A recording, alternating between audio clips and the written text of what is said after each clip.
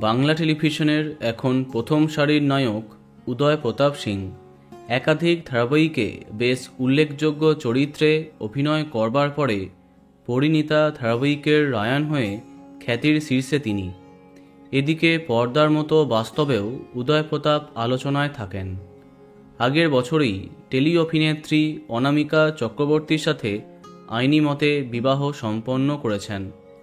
তার সাথেই সুখে সংসার করছেন পর্দার রায়ান। কিন্তু অনেকেই হয়তো জানে অনামিকা তার প্রথম নন। এর আগে নিজের সুন্দরী প্রেমিকা তথা হবু স্ত্রীর সাথে দিদি নাম্বার ওয়ানের মঞ্চে সকলের সাথে পরিচয় করিয়েছিলেন তিনি। উদয়ের সেই প্রেমিকার নাম সৃজিতা মুখার্জি। ছোটবেলার প্রেম, আংটি বদল, পাকা কথা সবই হয়ে গেছিল, তবু বিয়ে ভেঙে যায়। সৃজিতা ছিলেন তার স্কুল জীবনের বন্ধু। প্রেম জীবনে শুরু হয়েছিল ঝগড়া থেকে। স্কুলে পড়াকালীন তারা নাকি সাপে নেউলে ছিলেন।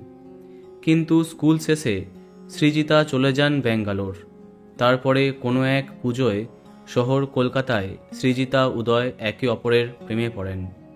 কিন্তু হঠাৎ অজানা কারণে বিয়ের আগেই সেই সম্পর্ক ভাঙে। বর্তমানে অন্য কারো সাথে জীবনে এগিয়েছেন তিনি। এদিকে উদয় অনামিকাকে খুঁজে পেয়েছেন। কিন্তু কেন ভেঙেছিল উদয় প্রতাপের সেই প্রেম, তা আজও অজানা সবার কাছে। বন্ধুরা, ভিডিওটি এইটুকুই। বাংলা বিনোদনের অন্যান্য খবর পেতে সাবস্ক্রাইব কারেন্ট পজ। ধন্যবাদ।